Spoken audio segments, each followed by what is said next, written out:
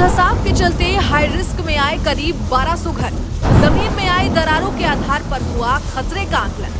जोशीमठ में भूधसाव के चलते करीब 1200 घर हाई रिस्क में आ गए हैं। बता दें कि पहाड़ पर 14 पॉकेट ऐसी हैं जहां पर ये सभी घर बने हैं और रहने के लिहाज से बिल्कुल भी सुरक्षित नहीं है। वहीं हाई रिस्क जोन में आ रहे भवनों के लिए नक्शा तैयार किया गया है। साथ ही आपको बता दें कि CBRI ने सर्वे के बाद शासन को जो रिपोर्ट सौंपी है उसमें पुनर्वास की सिफारिश की गई है। वहीं जोशीमठ में पिछले साल हुए भूधसाव के बाद विभिन्न तकनीकी संस्थानों की ओर से अलग अलग स्तर पर तकनीकी जांच की गई थी। वहीं मिली जानकारी के मुताबिक CBRI रुड़की के वैज्ञानिकों की ओर से पहाड़ पर बने मकानों की दरारों और जमीन में आई दरारों के आधार पर खतरे का आकलन किया गया था। वैज्ञानिक डॉक्टर अजय चौरसिया ने बताया है कि सर्वे के दौरान सभी भवनों में आई दरारों का अलग अलग पैरामीटर के हिसाब से आकलन किया गया है।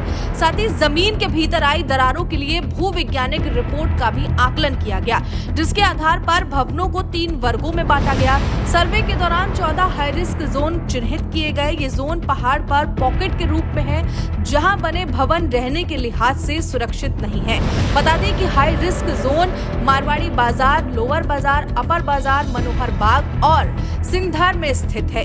हाल ही में जोशीमठ का फिजिकल सर्वे भी किया गया। साथ ही उन्होंने बताया कि करीब 2500 भवनों में से 1200 भवनों को हाई रिस्क के अंतर्गत रखा गया है।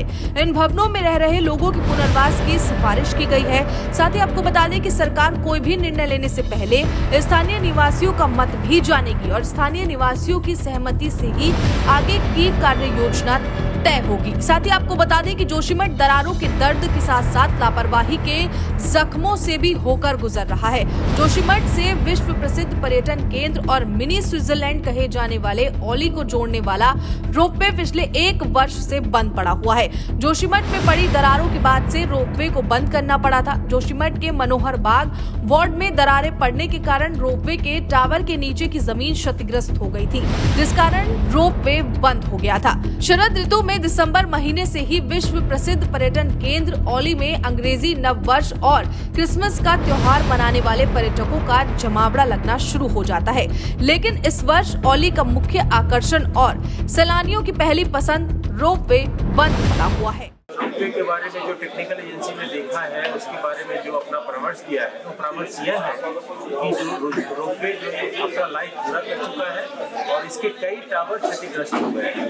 तो इस रोपवे के सारे टावर उसके अलाइनमेंट को हटाना पड़ेगा, सारे टावर को हटाने पड़ेंगे और नए अलाइनमेंट पे नया रोपवे बनाएंगे। हर खबर में होगी हमारी नजर। खबरों से जुड़ने के लिए हमारे चैनल को सब्सक्राइब करें और बेल आइकन दबाना ना भूलें।